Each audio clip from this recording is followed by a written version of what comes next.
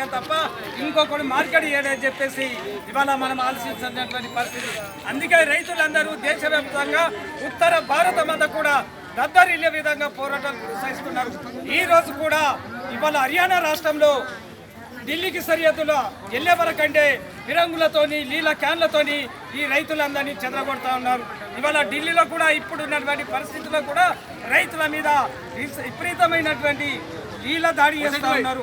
ఇవాళ ఢిల్లీలో పెద్ద ఎత్తున రైతులందరూ కూడా ధర్నాలు చేయడానికి వెళ్ళిపోయారు.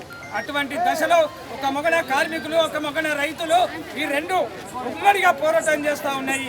ఈ పోరాట ఫలితంగా ఇవాళ దేశంలో ఉన్నటువంటి ప్రధానమంత్రి నరేంద్ర మోడీ అయ్యా నీ గుడ్డడివా చెవిటోడివా, దేశంలో నువ్వు రైళ్లలో ఛాయ్ అమ్ముకున్నటువంటి వాడివి, ఇవాళ రైళ్లని కూడా ప్రైవేట్ పరం చేస్తున్నావు, ఎల్ఐసిని ప్రైవేట్ పరం చేస్తున్నావు, ఇవాళ ఏ సంస్థ కూడా గవర్నమెంట్ సంస్థ లేకుండా చేస్తున్నావు. ఇవాళ కార్మిక వర్గం అంతా కన్ను తెరిస్తే నీ ప్రభుత్వాలు కూలిపోతాయి, రైతులంతా కూడా కన్ను తెరిస్తే నీ ప్రభుత్వాలు నీ కుర్చీలు కూడా ఇరిగిపోయేటటువంటి పరిస్థితి తీసుకొస్తున్నావు. ఇవాళ జాగ్రత్త, తస్మాత్ జాగ్రత్త అని చెప్పేసి నరేంద్ర మోడీకి మేము ఈ సందర్భంగా హెచ్చరిక చేస్తూ ఉన్నాం. ఇది కాంగ్రెస్, మనం అందరం ఇంకా గట్టి పోరాటాల ముందుకు ఉండాలని చెప్పేసి మీ అందరికి కూడా ధన్యవాదాలు తెలియజేస్తూ నాకు ఇచ్చిన అవకాశాన్ని ఉపయోగించుకుంటున్నాను.